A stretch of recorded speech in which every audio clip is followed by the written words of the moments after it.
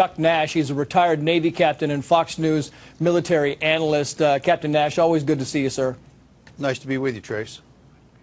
You know this facility as well as many of us do. I mean, you've been there several times. Give me an idea. Take me through it if you can, Captain. What's it like? How easy to get in? And if you're not a military member, what would you have to go through to get inside those gates?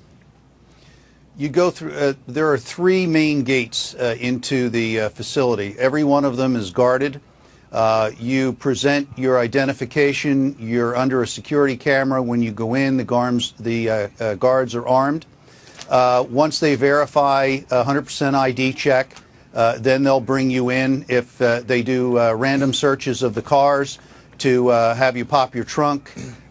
So a lot of it just depends on the randomness or if they suspect something. This facility... Yeah. Is interesting because a lot of the people who work in the facility used to work in Crystal City and in other areas of Arlington and around the D.C. Capital area. But security was judged about 10 years ago to be insufficient, especially after 9/11. So it's kind of ironic that a lot of the people who are there now in that building were elsewhere in the capital region before, and now they've been concentrated and all brought into the Navy Yard about 10 years ago.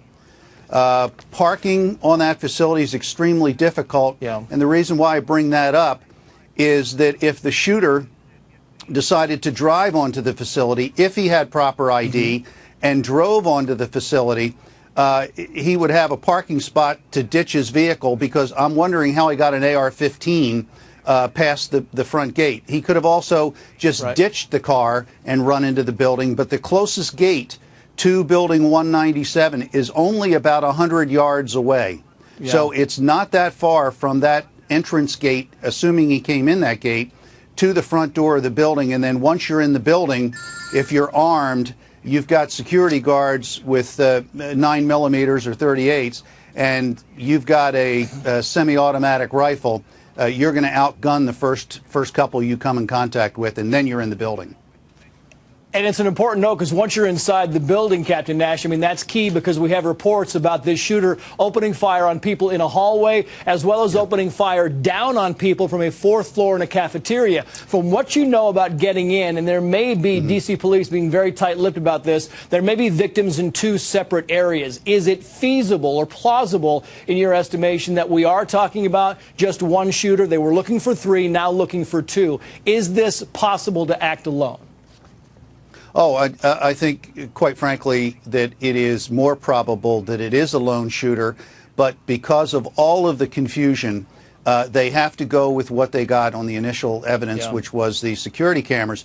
But as soon as you start describing other people wearing uniforms, it starts to sound like you have one shooter and then someone else who was possibly in the vicinity of the shooter. Maybe they're trying to rule that out. They've already got one of the two guys.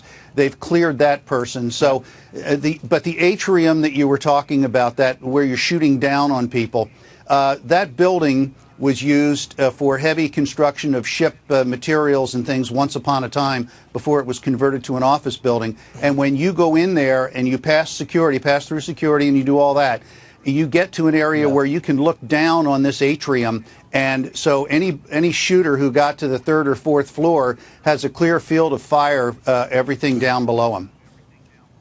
Yeah, Captain Chuck Nash, great perspective on what you know about the building, and military analyst. We appreciate your insight, sir, as always. Thank you.